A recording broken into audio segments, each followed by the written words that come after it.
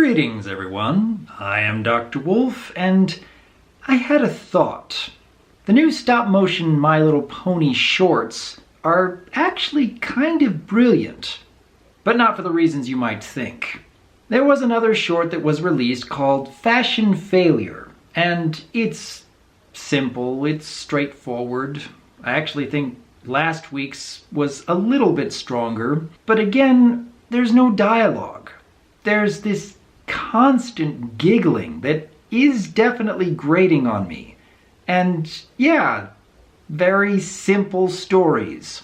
Overall, I'm kind of losing interest in watching these shorts as they're coming out. But then something occurred to me. What if that's kind of the intent? Now, obviously, this is meant to appeal to little kids.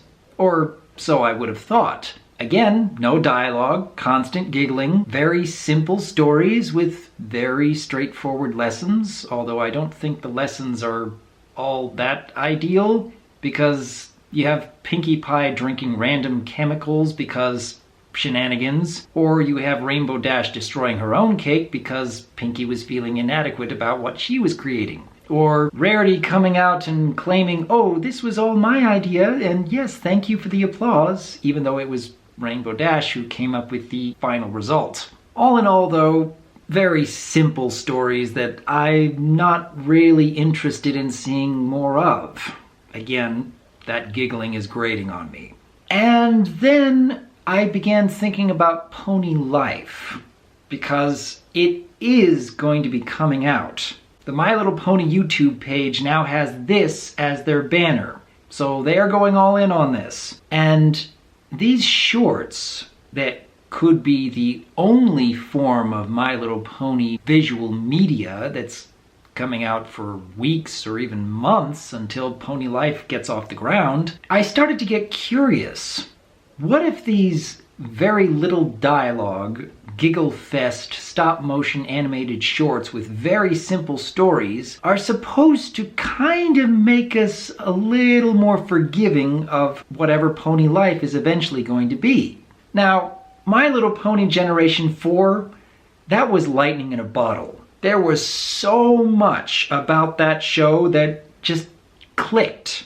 I don't know entirely how to explain it, but a lot of strong elements that made for a much better product overall. And trying to recapture that lightning in a bottle is unlikely at best. So, if Hasbro had that in mind and were trying to come up with something in the interim to last until My Little Pony Generation 5 comes out, and knowing that Pony Life, with its initial animation coming out as part of a toy commercial, not leaving the best impression and even having to remove that little toy commercial, the fact that My Little Pony Generation 4 came to an end is actually putting a lot of undue pressure on this Pony Life series, given that it may be the only form of visual media that's coming out until My Little Pony Generation 5. Or is it?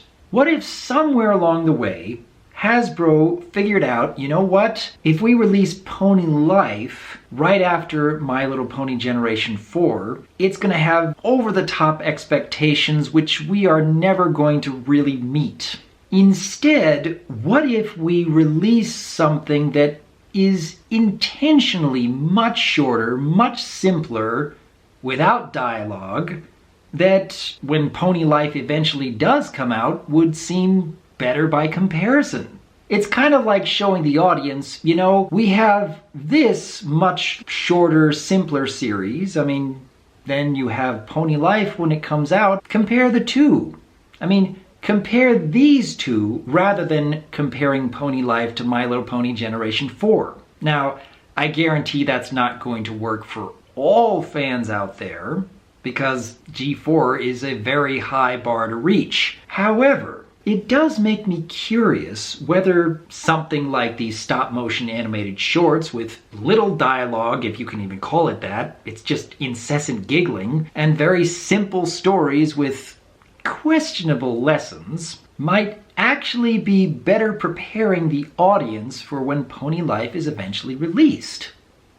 I know it's a kind of out there theory, but the more I thought about it, Hasbro is fully aware that bronies are the most vocal part of fans of the show.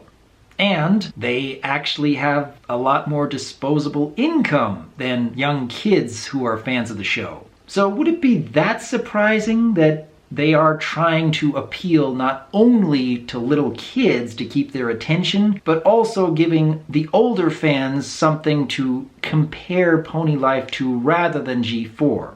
It's just a theory, and I don't know if there's ever going to be anything that would back up this theory, but the more I thought about it, the more I just get curious whether someone somewhere came up with this kind of idea. It's kind of hitting two birds with one stone. But then, what do each of you think? How many of you have been watching these stop-motion animated shorts and wondering what Pony Life is eventually going to be like based on these shorts? Let me know. Because as always, I am Dr. Wolf, and I look forward to hearing from you.